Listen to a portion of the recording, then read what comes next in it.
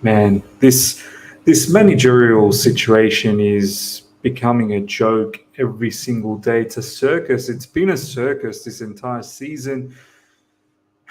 Fully expect to lose against Brighton as well. It's just more conversations, having conversations with many other managers. I mean, we don't seem to know what we want. All right. Here we go, back again on the other side of the coin.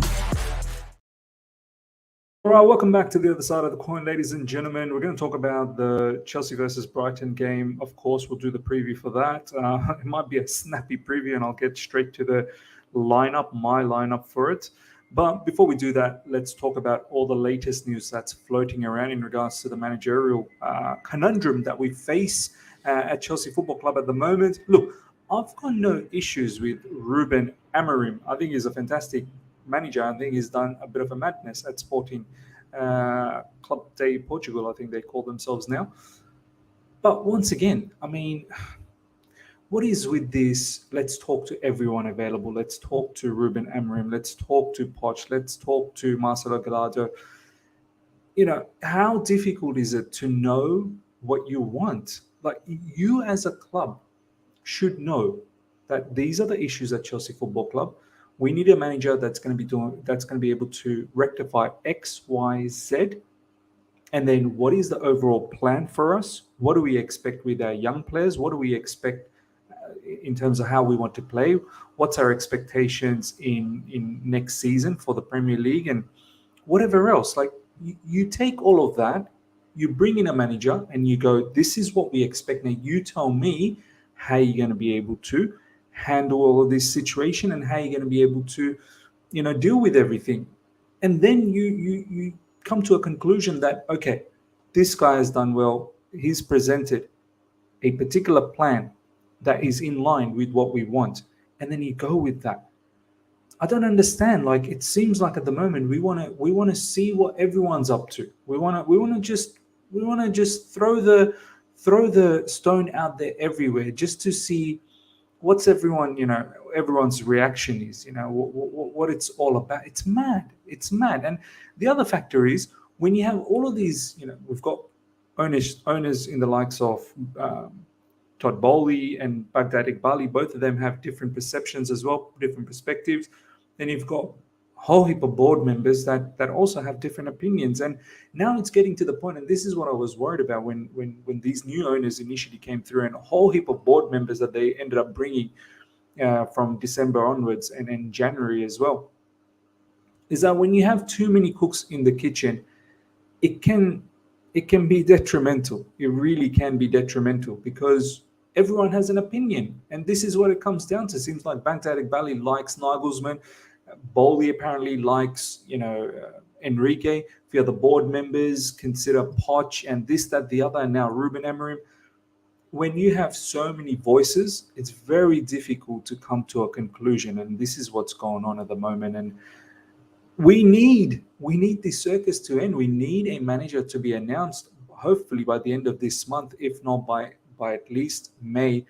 There was a really, really good comment by one of the viewers of the channel, Valan, who said that maybe we're holding on to the managerial announcement until after 30th of June because of all the financial fair play issues that we need to take care of. We don't want to, sign a particular manager in and that money is going to be reflected, that expense is going to be reflected on this season's numbers, the counting numbers. So look, I get that. I understand that if you want to officially put a particular manager starting from post June 30, but you can at least announce now and say that particular person will officially join from after June 30th. And to be honest, after June 30th, July, like this new manager, whoever it's going to be, it's going to have a mammoth task in the preseason. And this is why I was so worried about this whole interim caretaking position that we've got with Frank Lampard, that had we had a serious manager come in,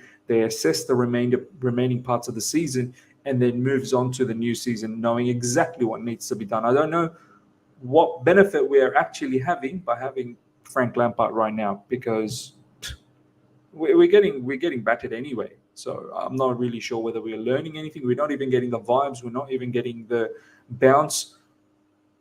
And in essence, from both sides, from Chelsea, we're just declining even more. But even from Frank Lampard's side, his career is taking a hit. I don't know what job he's going to find post this particular stint at Chelsea the second time around. Chelsea hold talks with Ruben Amorim, ladies and gentlemen. This is coming from Jacob Steinberg of The Guardian.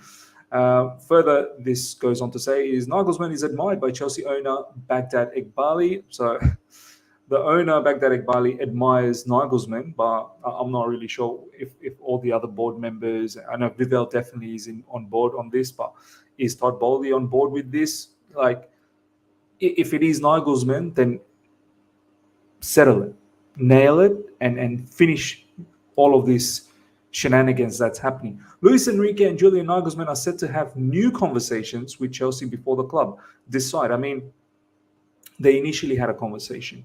Luis Enrique was in London, presented the PowerPoint presentation, if you guys remember. Then recently, both Julian Nagelsmann and Luis Enrique had conversations. And now they're set to have even more conversations. I mean, what are we talking about? I get it. This is a very important position at Chelsea Football Club. They want to make sure that they get the right person. But come on. How many different levels of conversations do you need to have? Sit down, work things out, and let's move on with it. And then on top of that, we're hearing other managers are going to be, in conversation as well. Fabrizio Romano saying no talks with Poch at the moment. So Poch seemingly not to be in the frame. Now, let's talk a little bit about this match. But yeah, ladies and gentlemen, let me know. Let me know what your thoughts are about the managerial situation. For me, it just seems like a bit of a circus show. And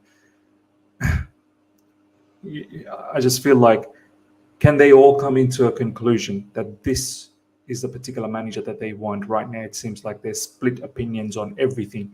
And we as a fan base, all we want is a clear indication that the club is going somewhere next season, because I'm fearful of repeating this season again. And we simply cannot have that. Every single weekend, all of us as a fan base, we're depressed. We're depressed. Midweek as well, we're depressed. So next season, it cannot be like this. It simply cannot be like this. We need to get back into European stages. Next season, we won't have Europe. But the following season, we must be back. We have to start being serious. We're a Mickey Mouse team, man. Everyone wants to whoop us. Brighton will whoop us this weekend. Lampard says Chelsea need to be more aggressive. There's not enough time to work on training pitch. It's about getting the message across and making sure they understand what playing for Chelsea means. Frank Lampard, it's never about tactics, is it? It's about vibes. It's about playing for Chelsea. It's about what it means to play for the badge. Look, I love all of that. Passion, desire. I get it. But you need a little bit more than that to get past some of these quality teams. You do need some tactical nous. You can't just tell the players, just go out there and express yourself. Frank, the way he talks, he's talking as if he's got the 2012, Chelsea under his wings at the moment. Just go out there and express yourself because you guys are smart individuals. You guys are mature. Frank's referencing a lot of stuff from when he used to be a player. He's not really in connection with the modern day footballers. This is why I'm a bit skeptical about Jose Mourinho at times. But maybe Jose has changed in Roma days. I don't know. Seems to be working all right at Roma. But we need a particular manager, one who is respected, commands respect, but at the same time is in tune with modern day footballers. We're not talking about Didier Drogba, John Terry, Michael Ballack, Ashley Cole, Frank Lampard. Those days of players are gone. They were mature individuals back then, and the managers didn't need to do much. They handled themselves. Frank's acting like we have a squad that is very mature. Some of these are kids, man. Like proper kids. And then the level of money that they're earning, they're not in tune with what what's happening around them. They need guidance. They need proper guidance. They need to toughen up. This is a huge issue for us. Our playing group, when you look at it on paper, looks stunning. You'd think, how is this team losing? How is this team 11? How is this team not competing in the Champions League? The reason why they're not competing is because they're not understanding. They're not understanding what life is all about. There's no one to give them direction on field as to how tactically they need to set up. There's no one that's giving them, that understanding of what club that they're playing for. Do you know what I mean? Like, I get it. Frank's trying his level best to give them that, perception, but it's got to be more than that. It's got to be more than that. This is why I feel like whether it's Nagelsmann, whether it's Luis Enrique, it doesn't matter. But both of those managers will definitely do well. Will definitely do well. But we need to get to that situation. We need to arrive at a position where we know who our next manager is. I feel sorry for some of these players as well. Like, at the same time, I'm very upset that they have not been able to perform. But of course, this is Frank Lampard's their fourth manager of the season. They don't know who their future manager is as yet. They're scrambled in their mind as well. They're 100% scrambled in their mind. It's a mess. It's a mess. And now we're coming up against a particular team like Brighton, who are vying for European positions. Frank Lampard is pondering whether to start Edouard Mendy against Brighton. Look, if he's ready, let's start him. Let's give Kepa a bit of a break. I think he's reverting to that old Kepa under Frank Lampard. So let's bring in Edouard Mendy and let's tighten up our goalkeeping situation. Need a goalkeeper that's going to be commanding the box more than anything for the time being. Frank Lampard says there is going to be an opportunity tomorrow for people who didn't play against Real Madrid or even Wolves. So look, best believe there'll be a whole heap of new players that's going to play. And that's the other thing. I don't know. Look, as much as it sounds great, I know a lot of you guys will appreciate, seeing Lewis Hall or Chukwuemeka and this, that, the other start. Look, we still need to ensure that we don't just throw away the remaining parts of the Premier League. Like, we do need to secure a position that we're still in the Premier League. Let's not just sit here and, have this arrogance that on relegation, no way we're going to get relegated. We still need to make sure that we get at least another victory or a couple of victories, or else if other teams below us start picking up some wins, that gap will slowly reduce, and before you know it, all of a sudden Chelsea's in the mix. So we don't want to be in a position where you want to take this game a opportunity to give others, youngsters, a go. And this is the other factor. I like when youngsters get opportunity, but to throw them into the deep end like this, our fan base, I know them very well. As soon as some of these players don't do well, they're going to slam all of these kids. It's not ideal. There has to be a good balance. There's got to be a good balance of experienced players in the starting lineup, along with maybe one or two youngsters to get an opportunity. You throw everyone young, Amari Hutchinson, Chukwuemeka, Lewis Hall, this, that, the other, influx the entire team with kids, and we get battered by Brighton, and watch the fan base turn on some of these kids as well, which is not going to be fair. Look, we'll do the lineup very soon. Bottom line in regards to this particular match, Brighton, I completely expect to lose. I really do. Expected loss is back in my category, in my mind frame. Brighton have so much to play for. Brighton are literally vying for European positions in the likes of Europa League or Conference League. It's going to mean immense for them. It's going to be huge for their football club.